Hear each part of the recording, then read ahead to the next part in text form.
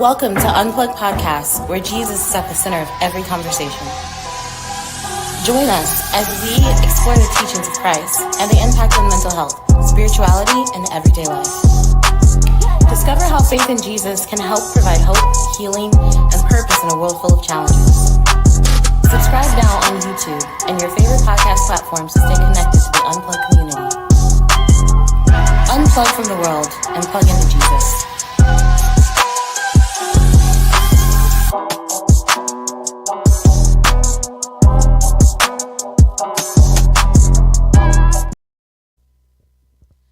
Hi, mental health warriors. Welcome to Unplugged Podcast, where we critically discuss the intersectionality between mental health, faith, and politics. Today is a very special episode because for the first time ever, we are interviewing our very first guest, Fanta Smith. Now today what we're learning about, or the conversation that we're intending to have, is to understand more about postpartum. And I find this particular topic very near and dear to my heart. As most of the mental health warriors know, I came from two parents that suffered from mental illness, one of which was obviously my mother, who had various psychological issues, but most certainly one of them was postpartum. And as we know, she did not make it past age 45. So I find this particular conversation not only important, but I find that it is long overdue as a larger discussion about what we need to be doing differently for the women in our lives, especially in their most sensitive and vulnerable times, which is surrounding childbirth. So allow me to introduce Fanta. Fanta, my love, hailing from South Carolina. Okay, you are, yes, you are a businesswoman, entrepreneur, wife, student, employee. Yes, and let's not forget, mother, right? Most important role. Ooh, okay, it's the one that has no PTO. So, exactly. But I mean, how does it feel being all of those things at one time? It's fulfilling. Is it? Okay. It has its days and moments, I'm of sure. course, juggling everything, working, being the mother. 'Cause like you said, there's no PTO. I don't get days off. Don't get no overtime pay. No. But at the end of the day, when they're asleep, I'm just like, it was all worth it, my babies. That is exactly what you're supposed to say. I love it. But when they're up, I'm like, help me. Help. Yeah, the little cloud that forms with the letters and the cartoons. Mm-hmm. Yeah, absolutely. So I'm really grateful that you're here, and even more so that you're brave enough to be able to share your personal story, because too often the topic is a bunch of statistics that nobody strings together to actually make sense of. And then when you happen to see a glimpse of it in real life, everyone's paralyzed. No one knows what to do. Yes. Right. So I think that this particular moment in time is really, really healing, because there is something beautiful that happens when you are able to take it from the inside and just have it come out. And it almost doesn't matter what happens after that. It's just not trapped in here anymore. I honestly haven't had the chance to talk about it to anyone. No way. So I'm the first. Well, man. that's why I'm already teary-eyed because, Ooh, man, holding things Hold all up. the way in. Let's get the tissue. See, I am a prepared host. I had a whole tissue here. No, Lord knows what happened to it. But we're gonna keep use that what we got. here. You use what you got, okay? You stay ready so you ain't gotta get ready. We are gonna talk about some statistics. We are, because it's very when we talk about demographics and their specific challenges, being a woman particularly is a tough battle, okay? Particularly the social expectations versus the consequences of said expectations in society. And I'll give you an example. Being born female could be a life-threatening diagnosis if in certain countries. The minute that they find out that you are a girl, your chances of getting aborted are just so indescribably higher, right? So you literally never even had a chance in some countries, right? Yeah. And then they say, oh, well, okay, you're a woman. Your whole mission in life is to be chosen by a man. Okay, that's, you don't have any aspirations. You don't need them. Okay, you just need to be a pretty face, pretty enough to get chose, right? Yep. Well, that's cute. Until you realize about 34% of women are murdered by their significant others, right? Whew. But if you don't have one, something's wrong with you, definitely, right? And then they say, oh, well, you got chose, right? You got your whole significant other. You need to pop out some babies, right? Okay, all right. Well, I mean, a couple of situations there. There's this thing called childbirth mortality, right? Where you could literally die if you give birth. And then it's higher for black women. Higher for black women, absolutely. And then let's say that you survive childbirth. Let's say that you survive your relationship. You survive childbirth. There's this thing called baby blues, okay? And I thought this was a pretty interesting statistic. Just in case anyone is curious, 75% of women experience baby blues, okay? And what you're thinking, what the heck is baby blues? We're talking about postpartum. All postpartum starts as baby blues. Baby blues is 100% normal. 75% of women will experience it. Do you want to know the difference between baby blues and postpartum? What's that? Baby blues is supposed to end in 2 weeks. If you are still experiencing the symptoms of baby blues after 2 weeks, congratulations, you have postpartum depression. Yeah. So I think that the challenges in being a woman we have failed to really discuss that in detail, to make it clear to the opposite gender that the challenges that we experience are life-threatening, not uncomfortable, not unfortunate, but literal death waits for you as a woman if I follow all the social norms that I'm told that I need to.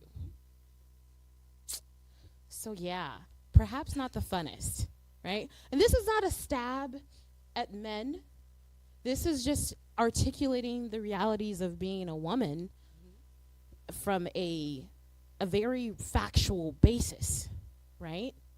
There's challenges that men experience, and Lord knows those deserve to be discussed as well. But if we are to talk about the realities of being a woman, we have a lot going on and far too little support. But that's my 2 cents.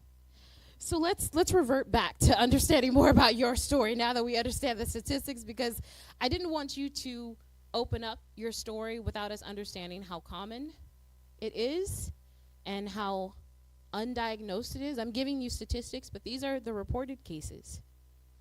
55% of women that have postpartum go undiagnosed. And I know what you're thinking, well, how could you know a percentage if it's undiagnosed? Well, these are women that later in life report symptoms that they experienced, made it through. Some of them made it through unscathed. Others made it through and their children had to be taken away. Others made it through and they're in an institution. Others made it through and their family members are raising the kids.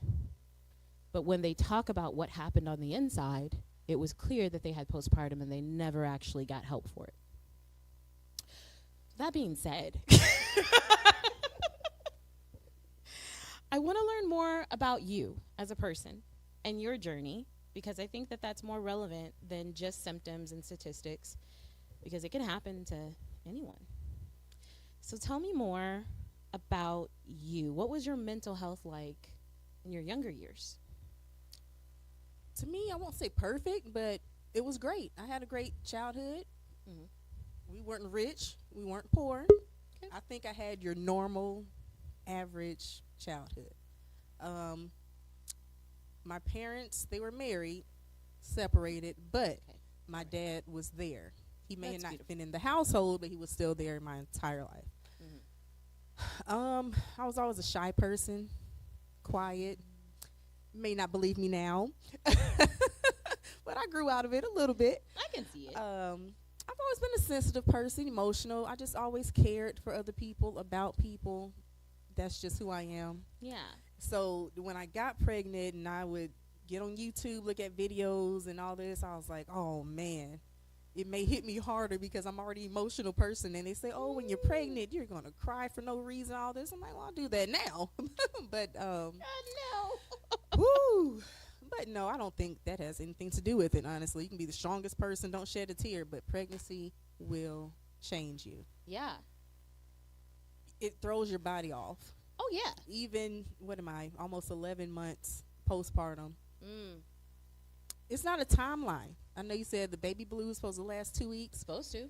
I don't know how long postpartum supposed to last, but it can last some years. Oh, for sure. Your body, Absolutely. your hormones are crazy all over the place. 100%.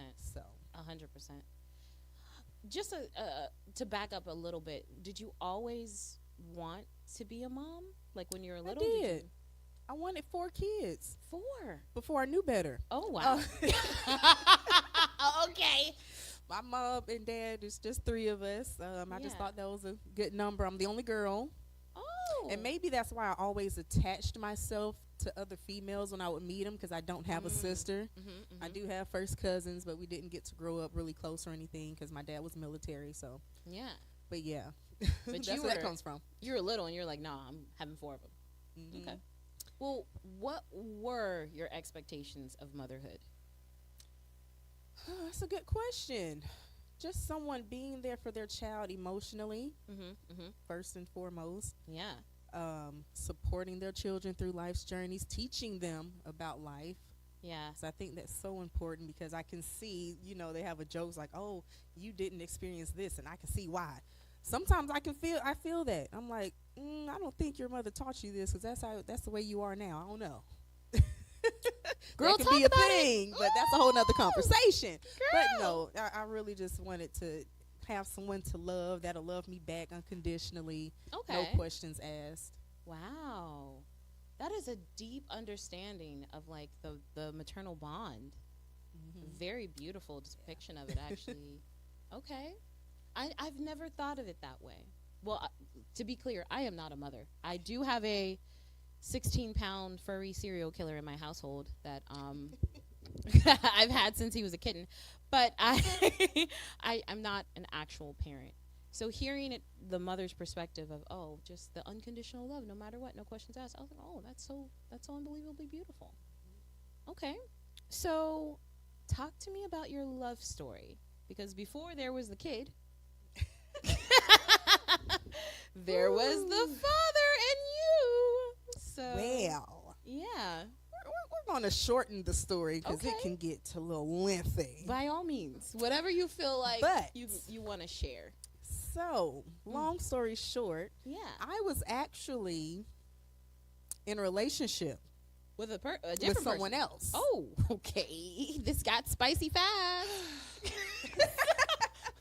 And it's in a small country town. He was stationed at the base there. He's military. Anthony, I'm talking about my husband now. And I was staying at my grandparents' house. He was dating the young lady next door. And I was going to LSU at the time, so I would come in a weekend. Yeah. And he reached out to my mom and was like, hey, who is that young lady you brought to church with you, What? So he went through my mom, believe it or not. Unbelievable. And my mom was like, she is involved with someone. And he was like, I just want a friend, hang out. Here they go with the I just want a friend. I want to make sure you capture my face. Men, stop doing that, by the way. Stop doing that. Because I'm going to put you in the friend zone. And you're going to be mad. Because you said you want a friend. I'm going to give you what you want. Listen. I'm going to give you what you want. Anyway. End up reaching out. And it kind of just went from there. Wow. Because the guy at the time, he was military as well, but he was back in South Carolina. Yeah. And I'll be honest, I don't do well with long distance relationships, because I like that. Yeah. I want us to be together, Oh, for sure. So it's tough. Trust me. that all played in it too, and here we are. I feel you. Where are we at? 2024, 12 years later. 12 Yep. years. Okay. First of all, I have heard of sliding in the DMs. I have not heard of sliding to your mama at church. I ain't heard that one before. That's new. But I guess was it South Carolina? Is that what they be doing in South Carolina? That's how they do it? Is that what it is? I don't know. Okay. All right. Well, this is a lesson for all you mothers out there. If you're really trying to get your daughter married off, you need to be taking her to church. Yeah, that's what you need to do. According to, if you in South Carolina, apparently it works. So, and you know what? It's crazy because I don't think I was his typical woman. He wasn't my typical man. Right. Because I'll be honest with you, I didn't want a man that had kids. That was one of my main, honestly, my most important thing. You know. And he, of course, has 2 twin girls. Yeah. But I don't know. I guess it's that mother thing. Even before I came a real mother. Yeah. I just took him on in, cared for him as my own. Of course. And yeah. I mean, that'll happen. I think maternal instincts are strong. I've never been a birth mother, but I have been a stepmother. And okay, it's a kid here. Well, I got to take care of it. That's just it's just an instinct as women get, whether we birth them or not. So absolutely 100% of the time. And what's really beautiful is it tends to go both ways. I was a stepmom to a kid that was calling me mom, even though we told her don't call me mom. It didn't matter. It did not. She went in one ear and right out the other. Yeah. But that type of bond, that type of care and love, it's a beautiful thing. And you had a preview. God blessed you with a preview before it was your turn. And I believe that's why I have boys. He gave me a preview of how it is with girls. He's like, no, ma'am. We just going to give you boys. You can handle that a little bit better. I can't. So, okay. So, in your opinion, are boys easier? Yes, when it comes to hair. Unbelievable that this was your response. I loved every second. I loved my bonus children have the best hair. It's long and thick, beautiful. But, man, having to do their hair every morning. Woo. You know, I don't have kids. I don't think I'm ever going to, but if I did, if somehow by miraculous way, I would want a boy. Simply because we talking hair, shoes, makeup that I don't know how to put on. Okay, we talking dresses. We talking prom. Don't even get me started on the sweet 16. The sweet 16, the prom. Honey, prom is about to set you back, okay? Yes. Let's be clear. In today's time, I know when we went to prom, maybe a couple hundred. No. It's a couple thousand now. Put a comma on it. Yes. You got the limo, the dress, the corsage. Okay, and whoever the young man is, if he ain't working, honey, that's on your pockets. Okay, you better pray to Jesus about it, because, honey, prom is coming for you. And the way hair costs and lashes with the shoes, with the custom dress, it can't be me. It can't be me. You buy a boy some Jordans, you can just keep going on with your life. Good okay? to go. He can show up in anything, anywhere, and he will be okay. That's right. So you're 12 years deep into your marriage. At what point did you guys actually? You're 12 years together. At what point did you get married? We got married 3 years in. 3 years in. We got together 2012. He proposed in 2014. We got married in 2015. Love it. Love it. Okay. So was the intention that you guys would have more children? You know what? To make it personal, we wanted children, of course. Right. But there are things that were happening, and I'm like, what's going on? Oh. Why am I not pregnant yet? You know. Okay. I went through all the things. I mean, all the testing. He went through all the testing. He was fine. I was somewhat fine. They call it PCOS, I believe. Yes. I don't know the statistics on it, but I'm quite sure it's high for women. It is. You know. It actually is. So that was blocking me. And you know what? I was going to a different church at the time, and this lady told me, she was like, you have to let something go, and then you're going to get your baby. Oh, okay. And I was like, I love it What when you they give you. mean? I love it when they give you the cryptic messages in church. I'm Like, telling you. Can we stop that? Listen. I am not Nancy Drew for Jesus. All right.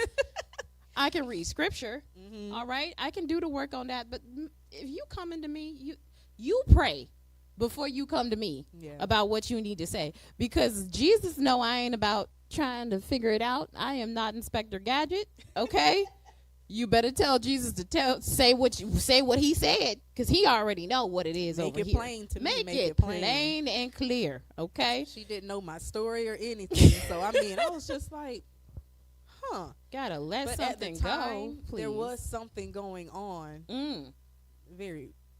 That's another discussion for another day. But anyway, something was going on, and you know what? I did have to have a come to Jesus with myself, and I was like, you know what? Which is more important, this situation that's stressing you out, or you just wanting to grow your family and just, live life how you want it to go? And I end up letting it go, and boom, I end up getting pregnant. Like maybe a couple months later. Couple months? Yeah. Ooh, okay. So, and then of course with this one, I wasn't expecting him at all. I mean, of course I wanted another child, but I wasn't taking any precautions to not have another child. Right. And he ended up coming, and man, I was like, I guess I'm doing something right now, because I honestly feel you do what you do to get kids, but it could be something blocking you for God to not bless you to get the kids, or maybe I don't want to say it like that, because there are women out here that want kids and are not able to have them, but I honestly believe there's a reason. Not because you're doing something wrong. It's just maybe God has something else in store for you. 100%. And I honestly feel if I would have had kids back then, I don't know what would have happened. I don't know how I would have turned out, 100%. how the kids would have turned out. I was not ready. 100%. So he definitely brought them in when I needed them. First of all, what I'm hearing from you is you fought for this. You fought for your ability to be a mom. And that is so beautiful, because I think that there's so many children out here that are being born in situations where they actually weren't wanted. And it shows. Ooh, yeah. It actually shows. So for you to say, no, I want a child, I see that as a blessing, and I want the shot to be a mom, that is, man, it is beautiful to hear and witness. And I can tell with how you are a mother. I'm glad you said that. That brought something back to kind of backtrack. Yeah. I used to get angry. I was upset with God at one point, because I would see those stories like, oh, a child found in the dumpster, or this child did, or this mother did this to their child. And I'm like, God, I would never do that. Why aren't you giving me a child? Why are you giving, 100%. And man, that was something I had to battle too, and pray and kind of let go. And it's like, well, it's for a reason. Yeah. I don't know the reason. I'm not supposed to know the reason. Yeah. I just have to think about me and my purpose, and that's how I had to go about it. Okay, so moment of honesty. Since we go in there, I was actually mad at God that God made my mom pregnant with me. Wow. I was mad. I mean, I ain't even gonna say I'm not still technically mad about it, but I have an open line of communication with my Heavenly Father about it, to try to just move forward and be grateful. But I was actually mad. I was like, she obviously wasn't ready. This destroyed her from the inside out, and I had to suffer with her. Yeah. Why? It didn't have to be then. It didn't have to be at the worst time, under the worst circumstances, with the worst possible outcome. Yeah. And so I'm like, God, come on, man. You big dog up there. You got the timing. You see it all. You couldn't hook her up a little bit? Like, she was going to be a doctor. You couldn't let me be born when she was got the Lexus and the mansion and cured cancer? You couldn't just hook me up? Yeah. Like, what's good? Hook her up. Like, this ended bad. But I think us having these honest moments with God means everything. Like, if we read scripture, if we read Job, what I notice about Job is he has many times when he calls out to God, but God doesn't answer until he actually gets real with him. God doesn't actually respond until Job is like, oh, well, just slay me. just go ahead and kill me, God. And God's like, oh, well, now we can talk. because now you're being real with me, and we Yes. can have a real conversation. And I love that about our Heavenly Father. He's really not interested in you holding your tongue or pretending something is okay or ignoring what's in the room, ignoring how you feel. He's actually interested in having a genuine conversation with you. And there's a big difference in between testing God, being disrespectful, and being authentic with him about the things that you are experiencing, because his whole purpose of prayer is to connect with you. There is no such thing as connection if it's inauthentic. That's true. Yeah, so I'm glad that we can have that type of talk. Because yes, it can get deep now. It gets deep. But I think it's important for the world to know, hey, Christians, we have our frustration with our Creator too. It's so funny because I've never met a atheist that wasn't mad at God. They are livid. Yeah. And I think that they think that we are just delusional. We drunk the Kool-Aid and everything's fine. No, we have frustrations too. But our faith is bigger than our frustrations. That's right. And that's what leads us to know God as Lord and Savior. Because he saves us from where we are at. He saves us, he hears us, and he's Lord of our lives. So I want to know more. Okay. Ask away. I want to know more. Okay. You let something go. Months later, it happens. How did you tell him? I was so excited. Oh my God. I mean, the crying. So wait, how did you even find out? My hunger. What? Hunger. Girl. So I love seafood. Okay. Everybody knows this, Yeah. okay? All I right. could eat about 10 pounds You of crawfish. trying to come over and get some of my gumbo, I see. And it's about to be crawfish season again. Amen. But I went to Mike's Seafood, and I had, I don't know what the pounds are, but I had 4 clusters of the snow crab. Okay. And I was like, man, I ate all of this. Usually with that, I kind of didn't eat that much at the time. And I'm like, something ain't right. And literally, when me and my friend left, I went to Walgreens, took a test. Well, I got the test, went home, took the test, and lo and behold. So when you found out, do you know how far along you were when you? Nah, I didn't, of course, until the doctor's appointment. But he was offshore. I think it was a Saturday. It was either Friday or Saturday. He came back home that Sunday or Monday. I made a little, what I still have to this day as a keepsake. I made a little onesie and had balloons and all the things. Oh my God. And what's crazy, if I can be transparent, Yeah. him and I actually were not even in a good spot. Oh. I'll be honest with you. Wow. And that's why I say that things happen for a reason. Yeah. I know they say a baby, some women do have a baby to try to keep a man. They do. Or catch a man, or however you want to put it, Mm-hmm. But I feel in my situation, our situation, it was to bring us back together, and it did. So, first of all, I'm glad that you brought up the women that try to have a baby to keep a man, because some of those prayers of frustration to God are, he ain't right, but if you give me a baby, everything will be okay. Stop praying that prayer, ladies. Please stop. Please stop praying that prayer. I need you to let it go. Let it all the way go. But but I love that was your story, because it wasn't you trying to keep him. This is what God did. And that's what it was. And you got to celebrate it in a beautiful, happy way. Oh, yeah. And that was your rainbow story, your and rainbow he was baby. excited, because I'm telling you, it was Sunday or Monday. Yeah. Guess where we were that following Saturday?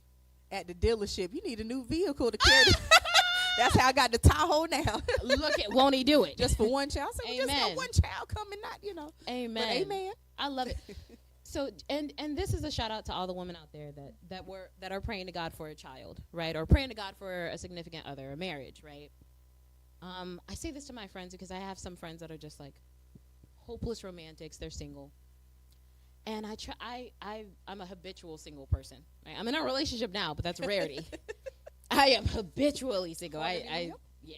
But what I try to tell my friends that are not comfortable being single like I am is I think that you guys need to understand that everything is in God's timing, because your life, you as a woman, your life for you to live how you want is now. It's not your life anymore when you're married. It's definitely not your life anymore when you're a mom. So everything that is your life is now, and you better enjoy it. You better be grateful that God has blessed you with this time. If you are the woman that wants to get off work and go home and watch your shows and order Uber Eats and then pass out early, if that's what you like to do, guess what? You better enjoy it now, because you about to get an apron, a bib, a binky, a ring, a mortgage, a second car note. Yeah, that's your life. That's about to be your life, and it's not your life anymore. It is a full-blown democracy. You are not a dictator of your own life anymore. It is not Uber Eats and watching Love and Hip Hop anymore. That's not your life. One job and go to another one. Okay? Literally with no PTO, as we said. So I want women to really hear the message that your life, according to the Most High, is moving in due time. Mm-hmm. And praying against it is a little weird. Letting God know the desires of your heart is great. But being angry that it hasn't happened at the specific time, and you're not even taking advantage of the time that you have now to live your best life, to wake up and go to India if you want to go to India for a month. Live your best life. That's something else I had to do. I had to stop worrying about it. Like, oh, I'm not pregnant yet. I had to stop thinking about it. Yeah. Just let it go. When they say let it go and let God, you have to do that. Yeah. You really do, because he's going to be like, well, you're not giving me time. So you got to trust in me, and I'll provide it for you. But if you keep worrying about it, right, that was your gift. Your time was your gift. So let's talk about the things that happen during and after pregnancy, even if you don't go through postpartum, because I feel like, again, this is not widely understood public knowledge.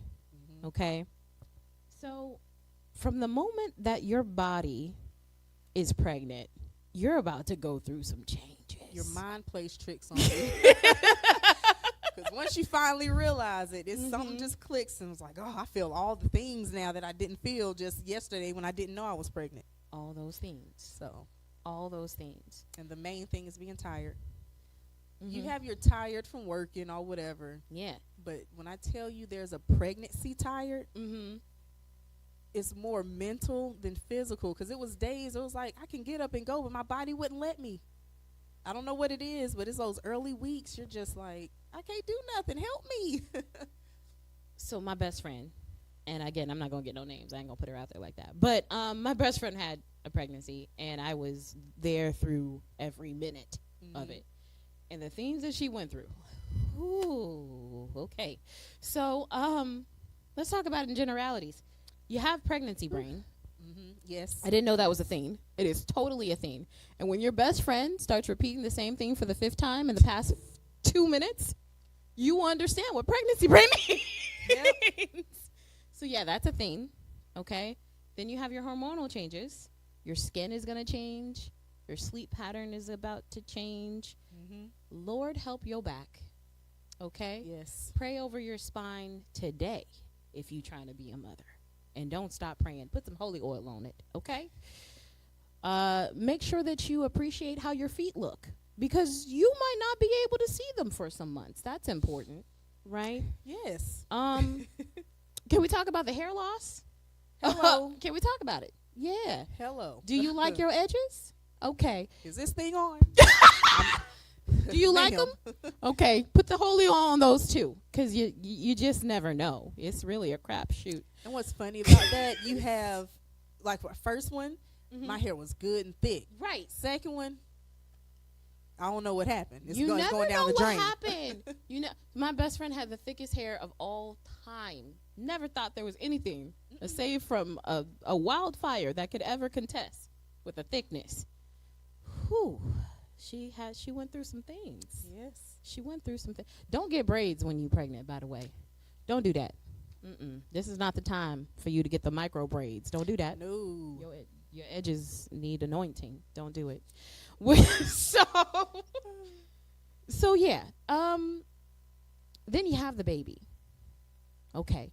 Again, without postpartum being on the table, when you have the baby is more healthy than you are. Okay? Absolutely. What is it? You can't even shampoo your hair the day after or something? Is that true? That's what they say. I don't They know really about be saying that, you literally can't even shampoo your the hair. old school, when I say old school, I'm talking grandparents, great grandparents. Right. They'll say don't, and this is if you have cesarean or Right. vaginal. They say don't go out because your back is open. You can't go out. You can't sweep. Yeah, That's crazy. yeah. Because sweeping re-triggers your birth canal or something crazy. Don't sweep. That's crazy. Right.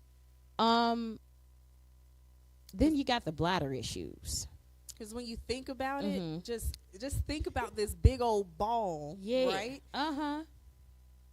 Comes out, but guess what? That's a big old wound that you have in there. It's a whole situation.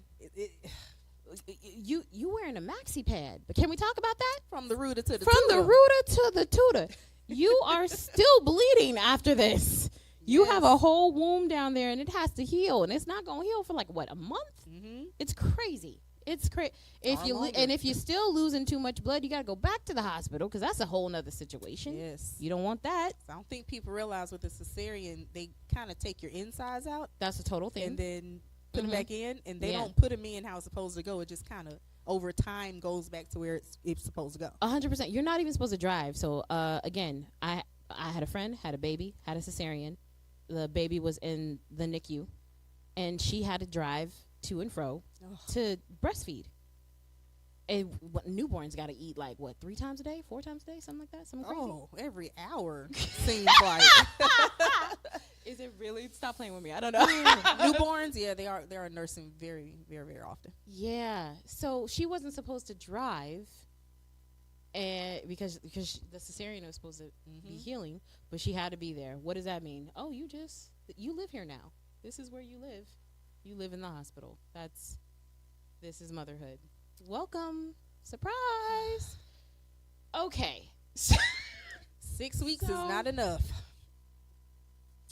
Yeah, you gave birth. You pushed a whole human being out, and I don't even know where the 6 weeks comes from because I don't either. There's I would no love to woman know who came up with this. It wasn't a woman. I can tell you that right now. I believe it. I'm 100% confident a man wrote that because ain't no way. And that's in the United States. Other countries, I hear 6 months, a year, some 3 years. And if they're working, 9 times out of 10, it's paid. Okay, France. I don't know if it's 100%, but they're still getting paid. Okay, if you go to France, it is 4.5 months paid. Wow. Okay, I gotta ask a man. Actually, hey, pastor. Hey, man. Because we need to know something. Because I don't know nothing about sports, but I know for whatever reason, every man on planet Earth knows something about sports. I don't know what it is. I don't know if it's like a part of brainwashing or whatever. Okay. So the most popular sport in the U.S. is football with the Super Bowl, right? Is it? No, I mean U.S. Are you saying it in the U.S.? Yeah, it'd be football. Okay. It's football. Preseason. Okay. Preseason is the time that it takes for these athletes to train to be able to kick a ball, throw a ball, right? Right? Is preseason? Is that what you call it? Well, Miss Smith is a woman who actually watches football and sports. So you can actually ask her, and she'll probably know more about it than me. Okay. Let's not Yes. be sexist. Yes. How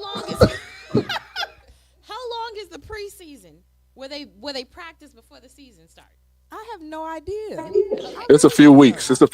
How long? How many? Like 3 weeks? At least 3 weeks. Yeah. Okay. So 3 weeks to train to throw a ball. Okay. 6 weeks to heal from pushing out a human. All right. And let's be very clear. These men are being paid like millions of dollars. I think how much you get if you on the bench? You ain't even playing.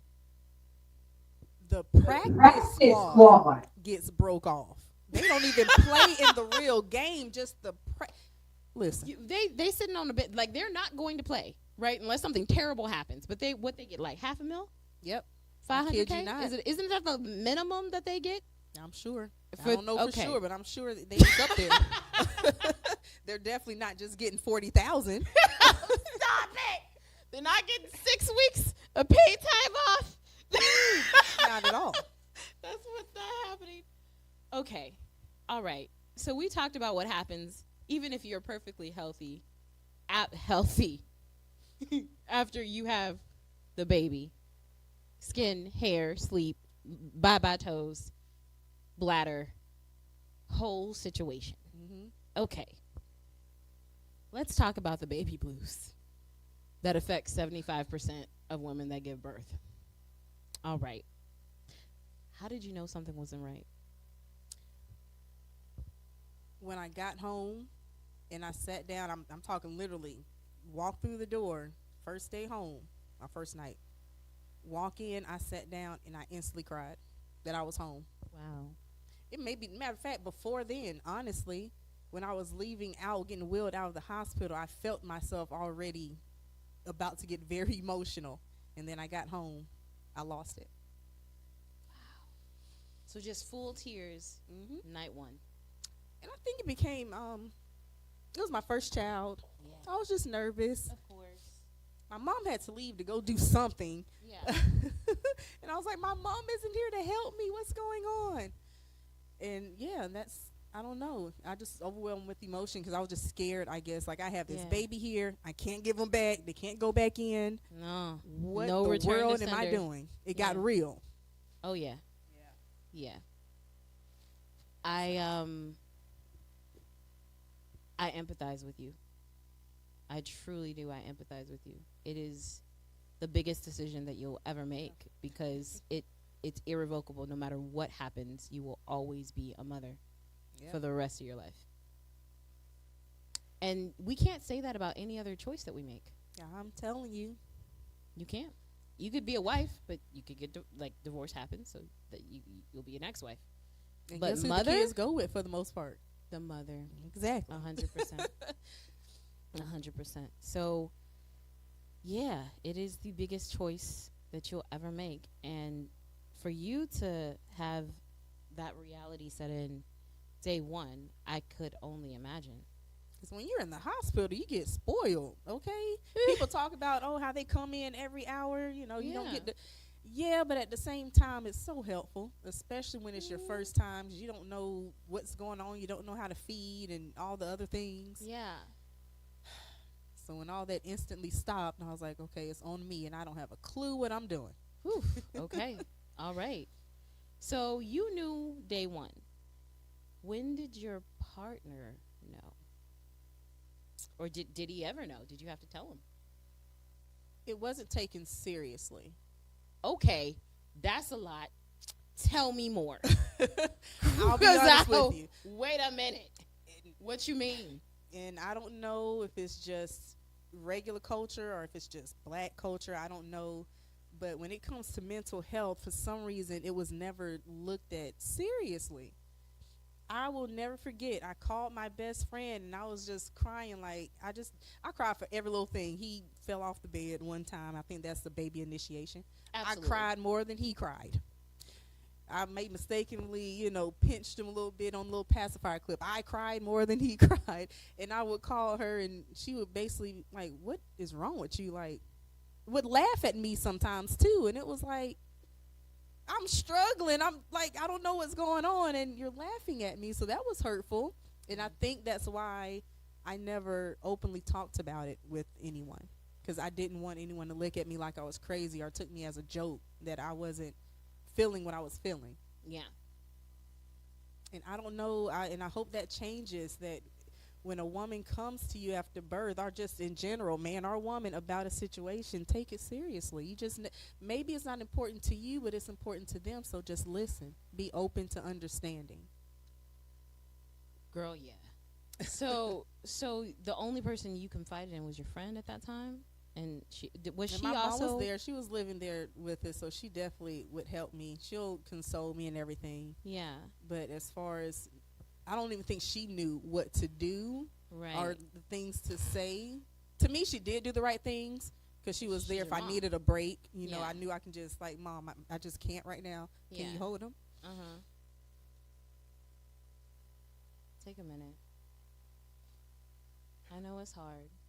I kid you not. If it wasn't for my mother, I don't know what would have happened. Yeah. I would have never harmed my children. Of course not. I wasn't on that side. That's that's postpartum too. But It is I wasn't on postpartum. that side. It is.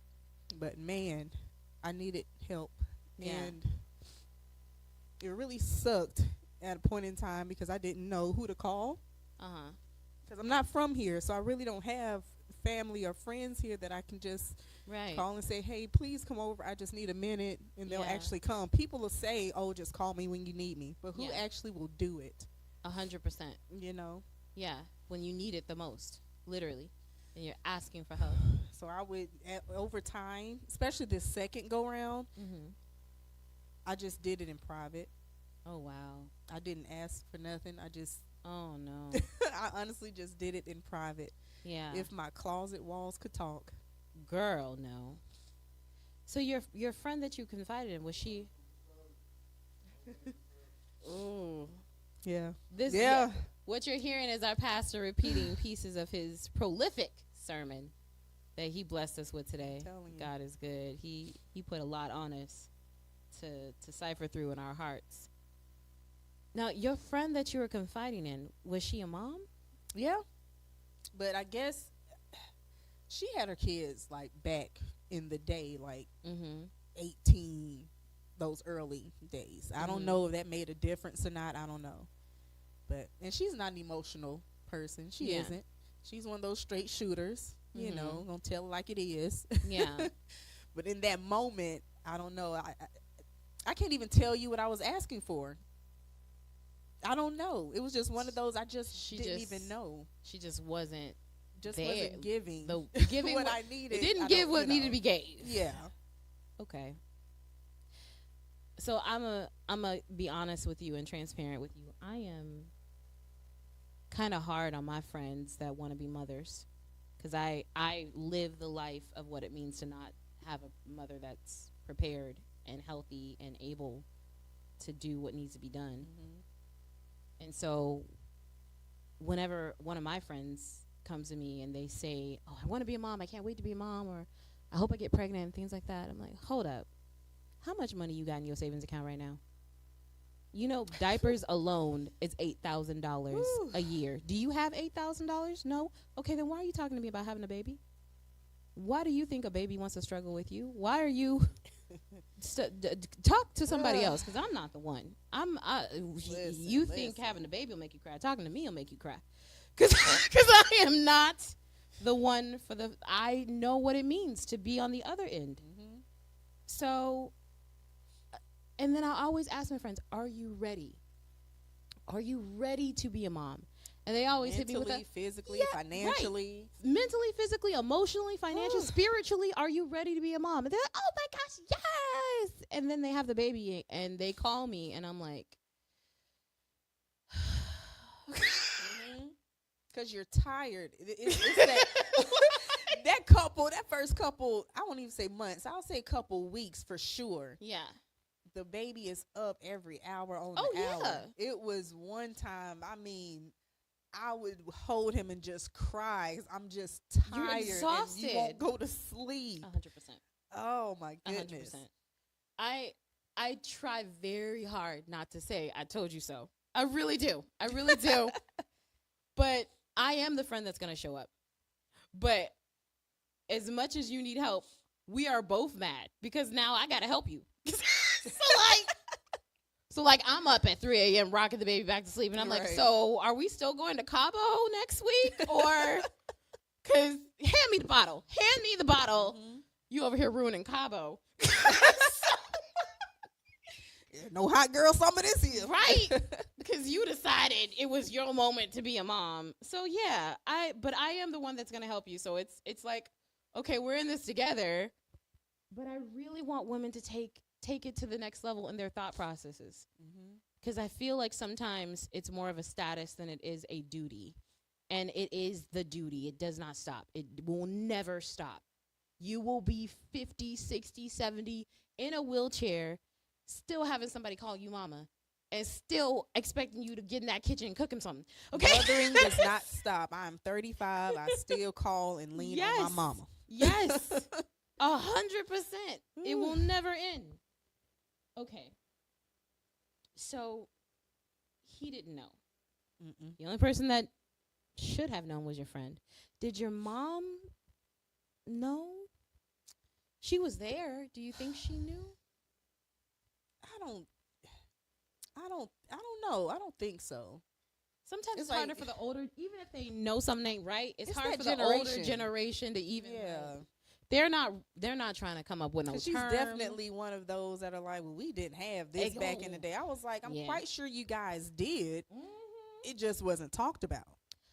100%, because you guys the older generation has this level of shame that has prevented them from expounding, from growing out into a different level of authenticity.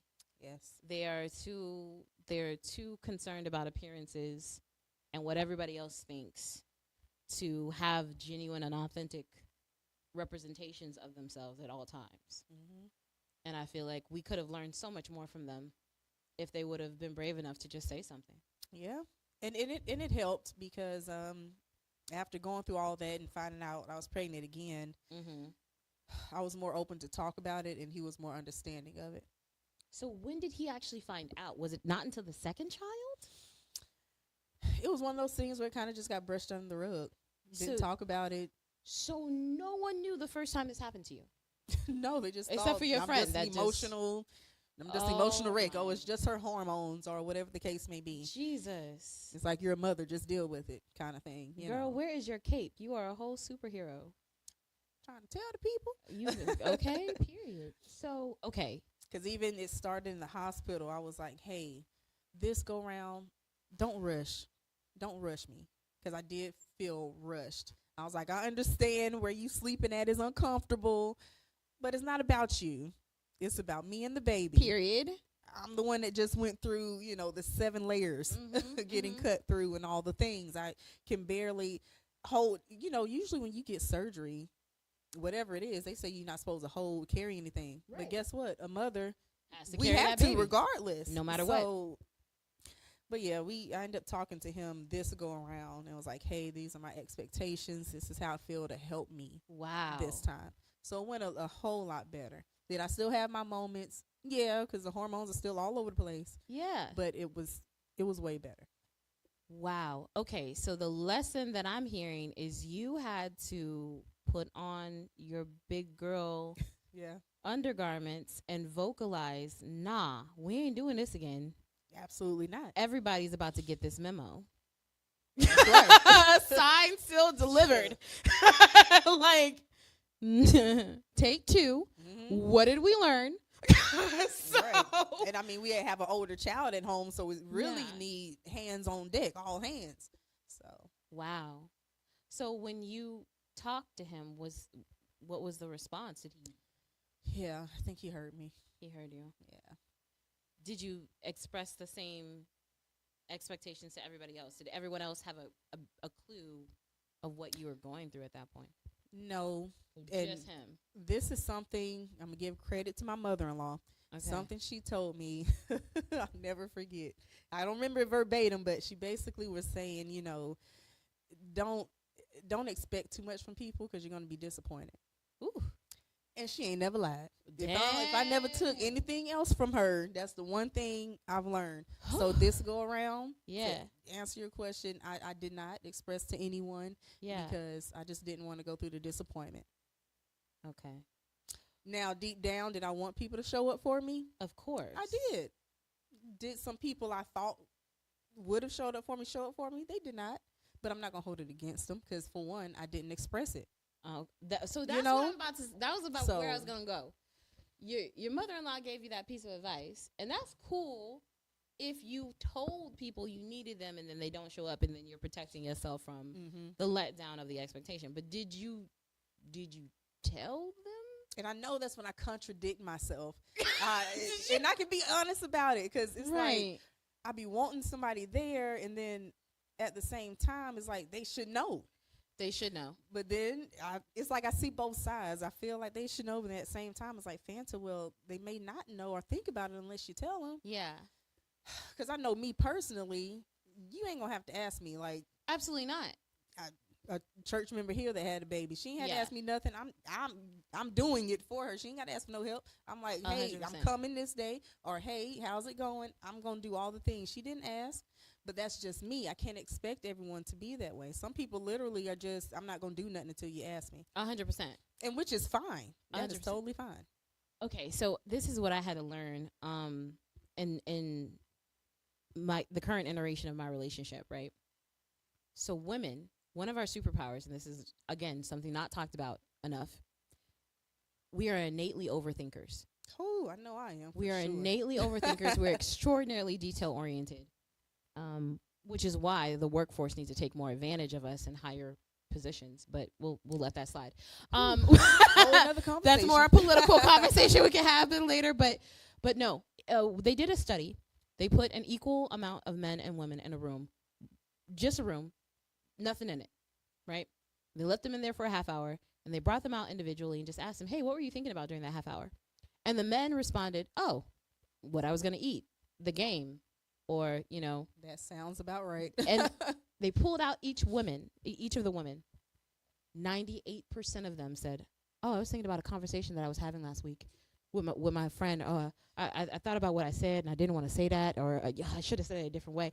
We think to the max. There is not a minute of our lives that we don't double think. We will revert back in order to figure out what we need to change or do. And so when we actually take that same energy and we're in a relationship with someone else, and any relationship, friendship, romantic, mother, child, cousin, best friend, we keep that same energy. And so we're less likely for you to have to verbalize something to us because we are thinking through every aspect of this relationship 24/7. So the frustration that we feel when we feel like we have to say something that we need or want to our significant other is like a different level. We are so angry that we actually have to say this. Yes, I'm like, you should know this. Why don't you know? Why don't you have a study chart with my name on it? Right. You need to have a study chart with my name on it. You need to know what time of day I like my snacks. Okay? Why am I asking you for snacks? What?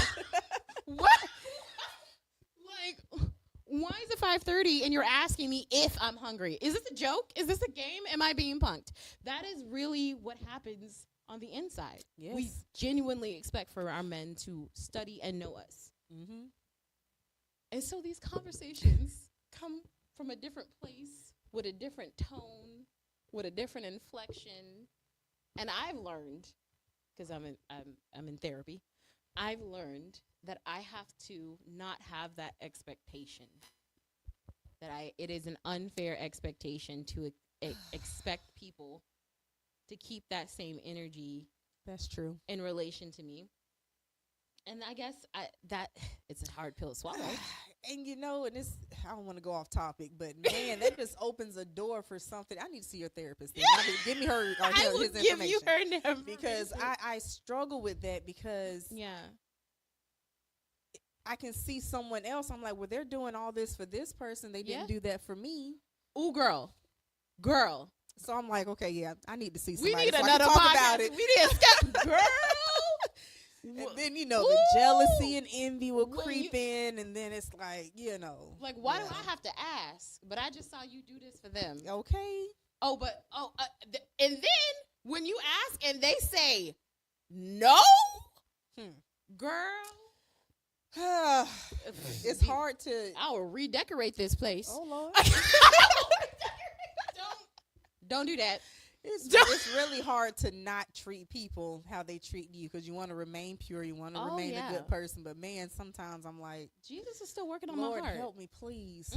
Because, it's moments where I'm like, I feel that wall coming up. And I was like, Fanta, you're not this way. You're naturally caring. It doesn't matter if they did it for you or not. You know you're going to do it for them. I can be petty royalty.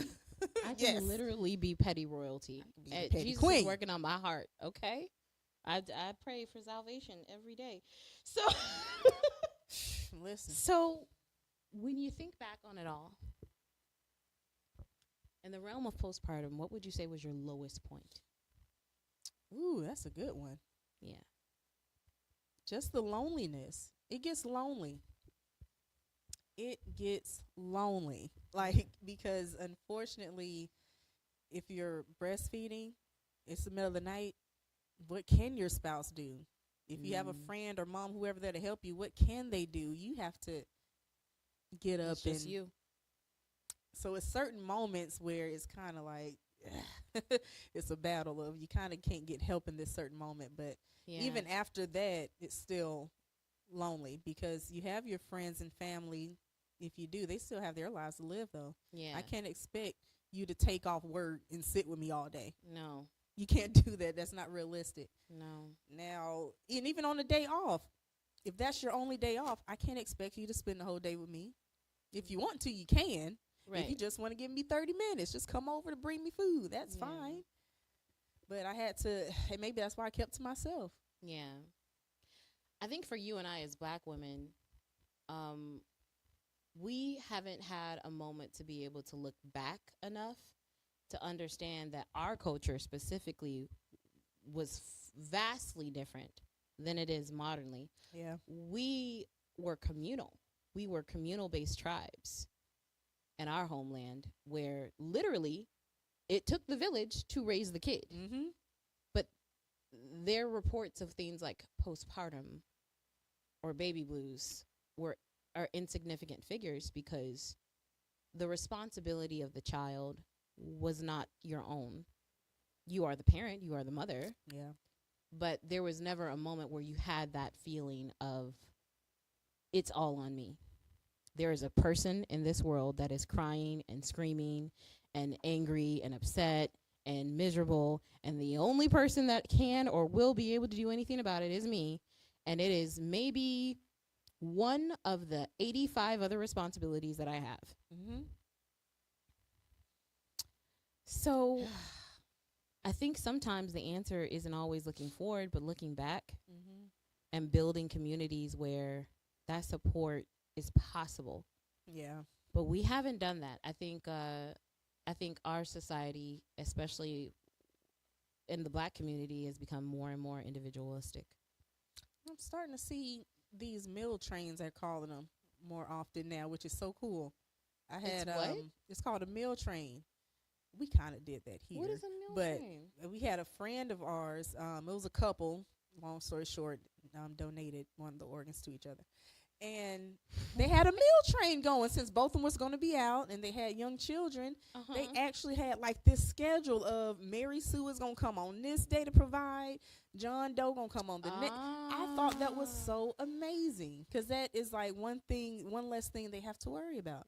You know what? I like People it. don't understand because, like I said, you probably can't give a whole day to spend with someone. No. But man, just letting them not have to worry about what they're going to eat or whatever the case may be, even just coming over for 30 minutes, that does wonders.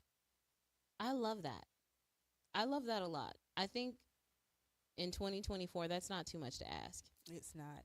It really isn't. Because It can be people done. will do what they want to do. They're going to spend time where they want to spend time. 100%. Period. But I think if everyone, okay, so I'm from Chicago, right? And we had what was known as Big Mamas. And we had that communal space. We recreated it in Chicago in the 90s, and it was the most beautiful thing. And my grandma was one of the Big Mamas. You could bring your baby over to my grandma's house. They gonna get a meal. She gonna look after them. She gonna beat them too. If you got your shoes in my grandma's house, you about to get a spanking, and she don't even care if you in your 60s, you about to get popped in the head. Okay, don't do that. Don't put your shoes on in somebody's house. It's disrespectful. Anyway, what I'm saying is we had Big Mamas, right? And we don't have Big Mama no more. we don't, and that's because I feel like the values of society have shifted so much that grandma is 45. Right. And never learned to cook. So where Big Mama at? We ain't got it no more. That's true. Grandma 45 and her daughter is 16 and just gave birth. Ain't no Big Mama in that situation. Some of them pregnant at the same time. Girl, can we talk about it? Because that's weird. This is weird. Okay. So thankful for that my mom is old school. Thankful. Thankful that I was raised by my grandmother. Whew. Real talk. Yeah. My grandmother and my aunt, who was military, so Got that structure. I got the structure. Don't come with me with the foolishness. It's not going well. Yeah. But but no, I appreciate that I got that experience, and I feel so bad for our younger generations because they might not ever know what a big mama is outside of a Tyler Perry film. Right. And that's scary. And that's scary. Man, what are we going to do? We got to do something. I don't know what we got to do, but we got to keep having talks like this on camera because we got to do something. It's not it. So how do you feel your faith was tested throughout this? Oh, it was tested. I do feel it was tested. I felt like I was forgotten just a little bit, Dang. But also at the same time, that was the first go round. Because when I tell you, both pregnancies were totally different, night and day. My faith wasn't as strong, I feel, back then as it was this time. And I keep saying it. I've been getting through with Jesus and coffee, okay? So that's what's keeping me going. My prayer be short and sweet. Lord, please give me the strength to make it through this day. I literally just take it day by day. That's all you can do. I say this to my friends all the time, that God in his infinite wisdom only allowed us to experience 24 hours in a day. He didn't allow us to go back, and he didn't allow us to go fast forward. You literally can only take it one day at a time. And sometimes that's too much because you got to get some sleep in. I'm telling you. So somewhere. So I think that is a beautiful piece of wisdom. One day. Just try to make it through that day. I'm telling you. And let God take you through the next one. So what would you say is the responsibility of society to do more for women that have experienced what you went through? Is there a responsibility that society has to do more for women? I wish there was just a space. I know that's real general, but if you just have just one person you can go to, even just one, to just talk it out. Because in all honesty, that's all I really needed. Thinking back, sometimes I just needed to let it out verbally, and I'll be all right. With most situations, I just need someone to talk it out with. Yeah. Everybody can't afford a therapist. No. And that's part of the platform that you're on right now. We are literally mobilizing to make mental health care available to every U.S. citizen. I feel better just talking like we are, to get it out. Get it out. Just to let it be known that this is what I was going through. Yeah. So just that space. I'm so grateful that you were brave enough to do it, because it could stay in here and hurt, or even worse, make you numb. Yeah, and I think that's where I was at one point. Yeah. I'm so proud of you. I am. You went through it. Like, it didn't take you out. It didn't take your kids. It didn't take your partner. You're still married, and you're still a beautiful family. And I'm so proud of you. You did it. You made it to the other side. Woo. So what hope would you give a woman that's going through this right now?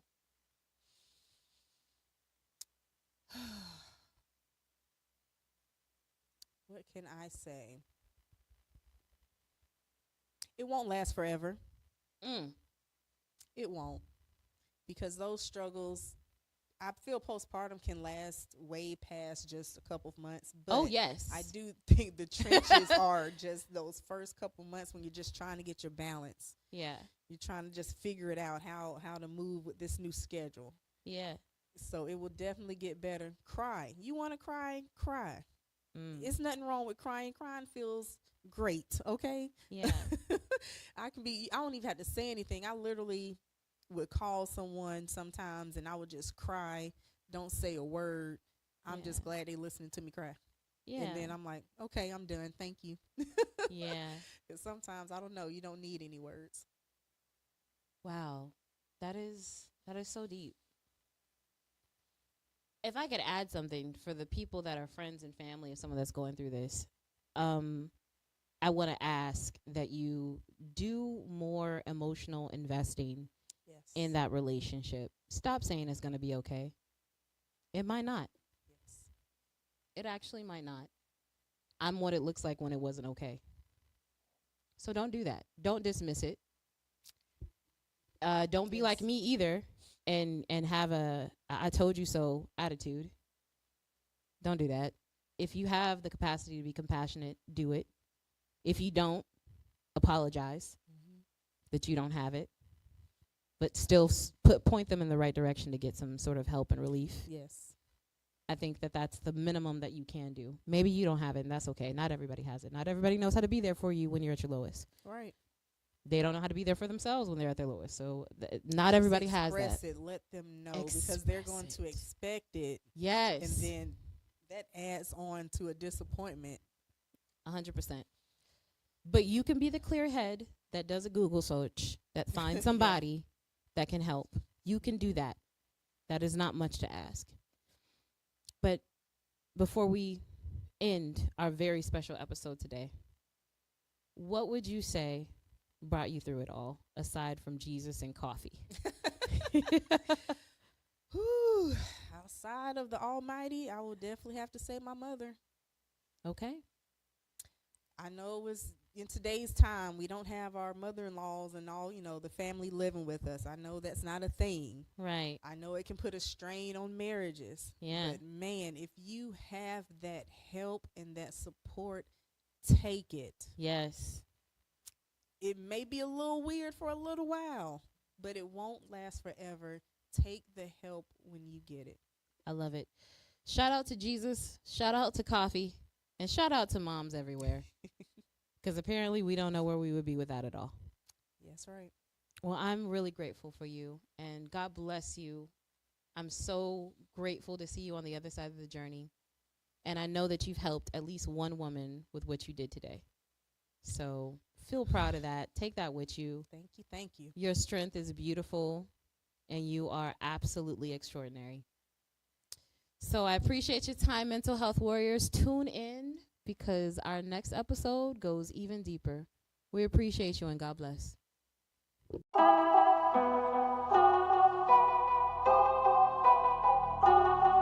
Welcome to Unplugged Podcast, where Jesus is at the center of every conversation. Join us as we explore the teachings of Christ and the impact of mental health, spirituality, and everyday life. Discover how faith in Jesus can help provide hope, healing, and purpose in a world full of challenges. Subscribe now on YouTube and your favorite podcast platforms to stay connected to the Unplugged community.